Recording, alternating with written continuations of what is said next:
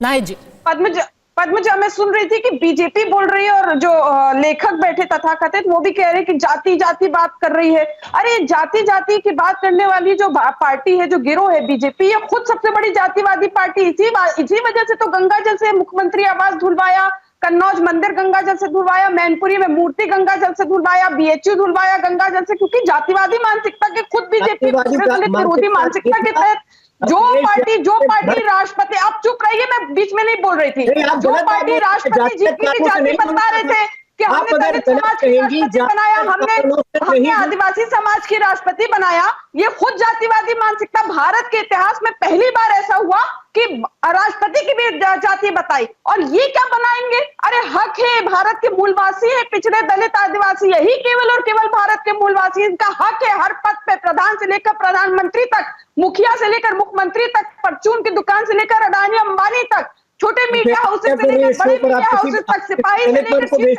Secretary तक हक है, और ये अपना हक लेकर रहेंगे। ये हक अब बहुत दिन बीजेपी डकार नहीं पाएगी इनका। जिस तरह से 69,000 शिक्षक भर्ती में डंडी मार रहे थे और लैटरल एंट्री के थ्रू जो है पिछड़े समाज और दलित समाज और आदिवासी समाज के आरक्षण पर डंडी मारने का काम कर रहे थे, अब ये गंदा खेल बहुत दिन नहीं चल पाएगा, अब ना डकार पाओगे उनका हक। अब ये हक लेकर रहेंगे, जाति का जनगणना होकर रहेगी, जिसकी जितनी संख्या भारी उसकी उतनी भागीदारी हर क्षेत्र में होकर रहेगी। और पीएम कहां से?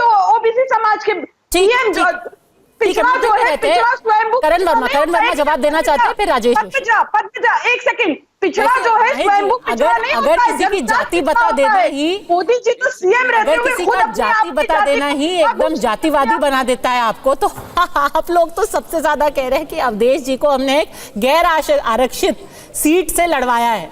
तो हर कोई बताता है, अपनी टिकट की लिस्ट में तो हर कोई बताता है कि इसकी ये जाति है, उसकी जाति है, हमने इतने लोगों को टिकट दिया वगैरह। करण वर्मा नहीं, देखिए आप अगर जरा मुझे बोलने देंगी मैडम, या फिर आप ही बोलना चाह रही हैं? यहाँ पर पार्टी की बात की तो मुझे मौका बोलने देंगी आप? वापस मौका दूंगी नाहिद जी। करण फिर डिबेट खत्म हो जाएगी, ये इंपॉर्टेंट बात आपको बोलने नहीं दूंगा मैं, अगर आप ऐसे बीच में बोलेंगे। चलिए उनको मौका दे दीजिए, नाहिद जी को दे दीजिए, 30 सेकंड दे दीजिए उनको। नहीं, क्योंकि आपने कहा कि भाई राष्ट्रपति जी की जाति बता के ये एक जातिवादी हो जाती है पार्टी, तो हर कोई बताता ही है कि आपने इतनी जाति भारत के इतिहास में Padmaja you are a very intelligent journalist, मालूम है कि एक सेकंड रुकिए, उनको 30 सेकंड दीजिए। हाँ, आप बहुत ज्ञानी, बहुत विद्वान पत्रकार हैं, आपको भी पद्मजा मालूम है कि भारत के इतिहास में ऐसा कभी नहीं हुआ कि राष्ट्रपति की जाति बताई हो, और जाति बताने के बाद चूंकि वो उस जाति की, तो इसलिए उनको मंदिर में नहीं आने दिया। जब नहीं, ये बात सच नहीं, अयोध्या राम मंदिर में नहीं आने का, नहीं, दलित समाज के राष्ट्रपति जी गई है वहां पर, अयोध्या में उन्होंने आरती भी की। चलिए हम मुद्दे से भटक रहे हैं जी, हम मुद्दे से भटक रहे हैं। अयोध्या की बात अनेक मंदिरों के अंदर गई, पर हम मुद्दे से भटक रहे हैं, हम मुद्दे से भटक रहे हैं। अयोध्या की जो आप बात कर रही है, तो राम जी ने जिस प्रकार से ये समाजवादी पार्टियों ने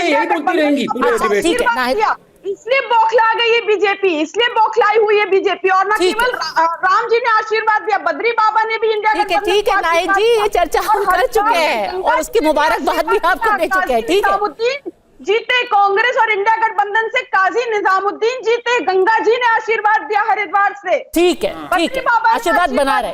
करण पद्मजा, नाहिद जी को जब मैं सुन रहा हूँ ना, तो एक ही बात दिमाग में आ रही है, 100 चूहे खाके बिल्ली हज को चली। 2012 में इसी अखिलेश सरकार ने SC ST promotion, job promotion आकर रिवर्स किया, उनको दोबारा नीचे उनको लेकर गए। ये हरकत जिस सरकार ने करी हो, उस अखिलेश सरकार आज बनी हुई है सोशल जस्टिस वॉरियर, वो बनी हुई है SC ST के पैरोकार।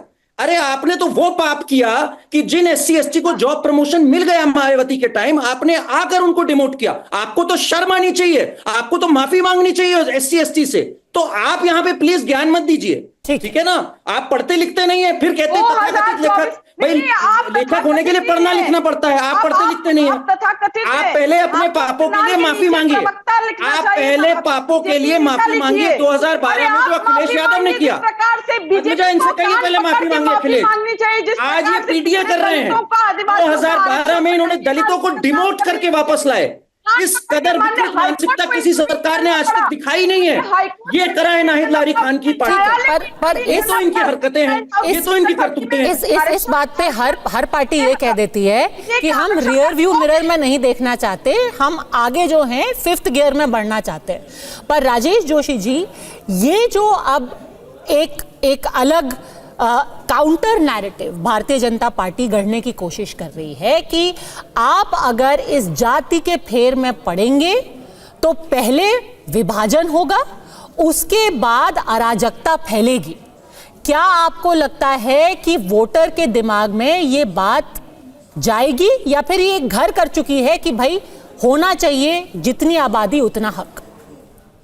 देखिए, समाज में विभाजन की बात अगर कोई भी पार्टी करती है और जाति को लेकर के खासतौर पे, चाहे वो कांग्रेस हो या भारतीय जनता पार्टी हो, उससे ये सवाल पूछा जाएगा जब वंचितों को न्याय मिलने के लिए जातीय जनगणना हो रही है, तब आपके पेट में दर्द क्यों हो रहा है? बिल्कुल सड़क की जबान में बोल रहा हूं मैं, क्योंकि राम मनोहर लोहिया ने जब ये कहा था, समाजवादियों ने ये कहा था, धन और धरती बट के रहेगी। आज उस नारे पर आपका क्या रुख है बताइए? धन और धरती बट के रहेगी।